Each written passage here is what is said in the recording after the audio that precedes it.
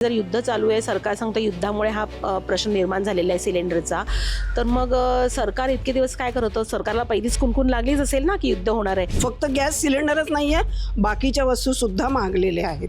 तर त्याच्यामुळे कुठे काय करायचं? पहिल्यांदा 850 रुपये होते आणि आत्ता 920 रुपये झालेत आणि प्लस तो 10 रुपये एक्स्ट्रा आमच्याकडनं घेतो. स्वस्त झालं की लगेच स्वस्त करत नाही, महाग झालं की ताबडतोब महाग आहे. हे कसं काय चालू होतं? हे सरकारनं का मान्य करत नाही? सरकारनं ते पण केलं पाहिजे ना. आखाती युद्धांचा परिणाम हा मुंबईमधल्या सर्वसामान्य घरांमध्ये सुद्धा आपल्याला पाहायला मिळतोय. युद्धजन्य परिस्थिती सध्या आहे, दोन देशांमध्ये युद्ध सुरू आहे. हे युद्ध कधी संपेल, या युद्धाला पूर्णविराम कधी लागेल हे अजूनही सांगता येत नाही आहे.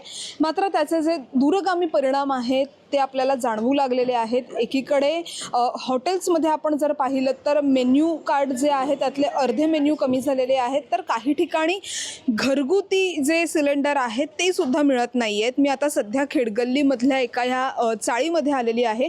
नेमकं इथे काय परिस्थिती आहे, ग्राउंड रिपोर्ट नेमका ह्या चाळीमधला काय सांगतो तेच आपण जाणून घेणार आहोत. माझ्यासोबत काही महिला आहेत. ताई, LPG सिलेंडरचा सध्या तुटवडा आहे, मग ते व्यावसायिक असू देत किंवा मग घरगुती सिलेंडर असू देत. सध्या सर्वसामान्य कुटुंबातल्या महिला घर खर्च कसा मॅनेज करतायत, त्याच्यामध्ये ही युद्धाची परिस्थिती आहे. एकूणच या सगळ्या गोष्टींचा ताळमेळ तुम्ही कसा साधताय? ताळमेळ साधणं ही खूप तारेवरची कसरत झालेली आहे. कारण आता असं आहे की येणारा मार्ग एकच आहे, पण जाणारे मार्ग खूप आहेत. फक्त गॅस सिलेंडरच नाही आहे, बाकीच्या वस्तूसुद्धा महागलेल्या आहेत. तर त्याच्यामुळे कुठे काय करायचं, आणि हे सगळं फक्त गृहिणीला बघायला लागतं. त्यामुळे गृहिणीची अक्षरशः तारेची वरची कसरत चालू असते. कारण प्रत्येक गोष्टीत कुठे मॅनेज करायचं. आता तुम्ही सांगताय गॅस कमी वापरा, कुठे कमी वापरायचा आहे गॅस? 10 माणसांना जो भात करायला वेळ लागतो आहे, भले कुकरमध्ये करा बाहेर करा, जो 5 मिनटं तो 5च मिनटं लागणार आहे ना. मग तेवढी 5 मिनटं तर गॅसला द्यायलाच पाहिजेत. की ठीक आहे की तुम्ही कुकर वाचरा, हे करा, त्याच्याऐवजी इंडक्शन वापरायला सांगता. जरी इंडक्शन वापरला तरी त्याला लाईट लागणार आहे, पण ती लाईट लागली तर उद्या सकाळी तेही होऊ शकतं की लाईटवर तुम्ही पण तिथे पण तुम्ही रेशन आणू शकताय की एवढीच लाईट वापरायची म्हणून. म्हणजे सगळीकडूनच म्हणजे तोंड दाबून भुक्यांचा मार होऊ नये ही अपेक्षा एक अशी वाटते.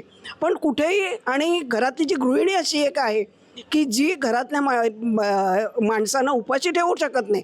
त्यामुळे स्वयंपाक तर करायला हवा आहे, त्याला तर गॅस पाहिजेच, आणि मेन त्यालाच गॅस लागतो आहे. तर एक ठीक आहे की आता सध्या उन्हाळा असल्यामुळे आंघोळीचं पाणी तापवणं, कारण इथे काय आहे की टॉयलेट बाहेर असल्यामुळे इथे कुणाकडे गिझर नाही आहेत, त्यामुळे पाणी तापवणं हा प्रश्न आला, तो गॅसवर लागतो. मग उष्णता असल्यामुळे तेवढा तो गॅसचा वापर कमी होतो आहे. पण ह्याचा अर्थ नेहमीच होईल असं नाही, आणि हे युद्ध किती दिवस चालेल हे माहीत नाही आहे आपल्याला अजूनही. बरं, हा युद्ध याचं आम्हाला का सर्व आम्ही करावं? जर आम्ही तुम्हाला 5 वर्ष निवडून देतोय तर तुम्ही तेवढी सोय आमची करायलाच हवी, आणि हा आमचा हक्क आहे तुमच्याकडे मागण्याचा.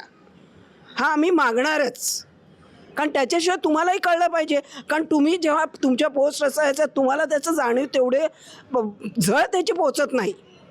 या गोष्टीची झळ मोठ्या जे वरची लोक आहेत त्यांना ही झळ पोचत नाही, कारण ते कधी ग्राउंडवर याला एक काम करत नाही किंवा ग्राउंडवर त्यांना माहीतच नसतं. पण ही गोष्ट ही सर्वसामान्य गृहिणीलाच कळते की कसं खर्च करायचं आहे, कसं रमारम करायचं आहे. शेवटी जी त्यांची शिल्लक 10 रुपये होत होती ती आता 1 रुपयाही शिल्लक उरत नाही आहे.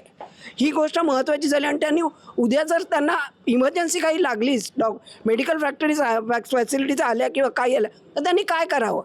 कारण डॉक्टरकडे जरी हॉस्पिटलला ॲडमिट केलं तरी ॲडव्हान्स घेतल्याशिवाय तिथे ॲडमिशन होत नाही.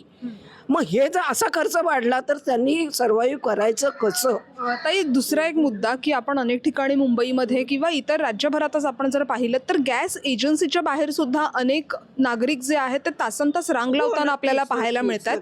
तुमच्या ह्या दादरसारख्या, दादर हे मुंबईतलं मध्यवर्ती ठिकाण आपण म्हणतो, तर या भागात तुमच्याकडे सध्या काय परिस्थिती? सध्या आमच्याकडे गॅस येतोय, पण त्या गॅस येण्याला पूर्वीसारखं हे राहिलेलं नाही आहे. म्हणजे ह्या 15-20 दिवसांमध्ये गॅस येण्याचं जे म्हणजे एकंदर त्यांचा पिरियड जो होता, ट्रान्झॅक्शन पिरियड, तो 2 दिवसापासून 15 दिवसापर्यंत गेला आहे. की जिथे सकाळी बुक केल्यावर गॅस संध्याकाळी येत होता, तो आता 15 दिवसांपर्यंत गेलेला आहे. आणि त्याच्यावर तो OTP पाहिजे असतो तुम्हाला. म्हणजे OTP त्यांना मिळतोच असं नाही, कारण OTP नसेल तर गॅस देत नाही आहेत. हाही एक प्रकार आहे. आणि शिवाय गॅसचे आणखीन 50-60 रुपये वाढलेले आहेत, आणखीन वाढवायचं असंही कदाचित चालू असेल. पण ही जी गॅसची परिस्थिती आहे इथे निदान एक आहे की रांग लावून लोक उभे नाही आहेत. जे जसे सबबमध्ये वगैरे जे रांग लावलेले आहेत लोकांनी तसे इथे रांग लावून नाही आहे, पण इथेही गॅसचा तुटवडा जाणवतोय. एवढं ताई, एक महत्त्वाचा मुद्दा आणखी असा की पालिका प्रशासन असेल किंवा सरकार असेल हे दोन्ही म्हणताय की गॅसचा पुरवठा मुबलक आहे, वेळेवरती सगळ्यांना गॅस सिलेंडर उपलब्ध होत आहेत. तुम्हाला काय वाटतंय, सरकार ज्या पद्धतीनं मुंबईकरांना आश्वासन देतंय किंवा सरकार ज्या पद्धतीनं दिलासा देतंय किंवा काही सूचना देतंय की तुम्ही व्यवस्थित पुरवठा करा आणि मग वापरा गॅस, हे खरंच मुंबईकरांना आत्ताच्या घडीला शक्य होत आहे का? नाही, हे चुकीचं आहे. कारण आत्ताच आमच्याकडे गॅस 1 महिन्यानंतरच येणार सांगतात. तुम्ही नोंदवल्यानंतर पूर्ण 30 दिवसाच्या नंतरच येणार सांगतात. आणि मी काय म्हणते, जर युद्ध चालू आहे, सरकार सांगतं युद्धामुळे हा प्रश्न निर्माण झालेला आहे सिलेंडरचा, तर मग सरकार इतके दिवस काय करत होतं? सरकारला पहिलीच कुणकुण लागलीच असेल ना की युद्ध होणार आहे, तर सरकारने अगोदर तडजोड का नाही केली? सरकारला माहीत असेल ना आपल्याकडे पुरवठा किती आहे, काय आहे, तो त्यांनी केला पाहिजे होता. तो त्यांनी केलेला नाही आहे. त्याच्यामध्ये हे सगळं सर्वसामान्य जनताच भरडली जाते. बाकी त्यांना काय, ज्यांना येतो तो गॅस बरोबर येतोय, पण ज्यांना नाही आहे त्यांना रांगा लावून किंवा 30 दिवसानेच येतोय. आमचे 2 जरी असे तरी ते 30 दिवसांनी काय 30 दिवस जात नाही आहे. आता एक उन्हाळा आहे तर 1-2 दिवस एक्स्ट्रा जाईल, पण 1च महिना गॅस जातो. तो पण कधी 14 किलो असतो, कधी 15 किलो असतो, 16-17 नसतोच. त्यामुळे 1 महिना काही गॅस जात नाही. आधी जेव्हा तुम्ही गॅस सिलेंडर बुक करायचं तेव्हा त्याचे किती पैसे होते आणि आत्ता किती पैसे? पहिल्यांदा 850 रुपये होते आणि आत्ता 920 रुपये झालेत. आणि प्लस तो 10 रुपये एक्स्ट्रा आमच्याकडनं घेतो. म्हणजे 930 रुपये आम्हाला द्यावे लागतात आत्ता. म्हणजे 60-70 रुपयाची वाढ झालेली आहे. आपण जर बघितलं तर युद्धाची ही परिस्थिती आहे, ही कधी संपेल सांगता येत नाही आहे. यामध्ये सर्वसामान्य माणूस कशा पद्धतीने स्वतःचं कुटुंब सांभाळतोय, कशा पद्धतीने स्वतःच्या कुटुंबाचा महिन्याचा खर्च सांभाळतोय, त्याला पर्याय नाही. कारण कसं सांभाळायचं, पैसे नाहीत ये ना, आणि सांभाळायचं कुटुंब कसं सांभाळायचं? लोकांकडून उचलावे तर लोकांच्याकडे पण पैसा नाही, देणार कोण आपल्याला पैसा? हे सरकारनं सगळ्यांचा, गोरगरिबांचा पण विचार केला पाहिजे. सरकार गोरगरिबाचा विचार करत नाही. मोठा पैसा आहे त्यांच्याकडेच सरकार पण धावतं, गरिबाकडे धावत नाही. हे 100% खरं आहे. धावतो का? नाही. गोरगरिबांना जगायचं. बरं, युद्ध चालू झालं, युद्ध तिथं चालू होण्याच्या अगोदरच इकडं महागाई झाली. स्वस्त झालं की लगेच स्वस्त करत नाही, महाग झालं की ताबडतोब महाग आहे. हे कसं काय चालू होतं? हे सरकारनं का मान्य करत नाहीत? सरकारनं ते पण केलं पाहिजे ना. अर्थात युद्धजन्य परिस्थितीचा फटका हा आता संपूर्ण जगाला पडतो आहे आणि अशातच मुंबईतल्या सर्वसामान्य घरांमध्ये सुद्धा काहीशी तीच परिस्थिती आहे.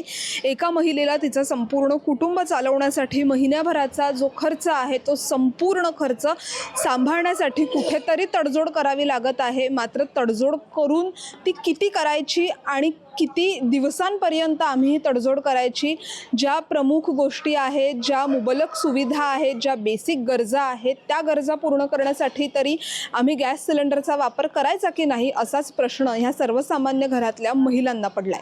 लोकमत मुंबईसाठी निधी पेडणेकरचा रिपोर्ट.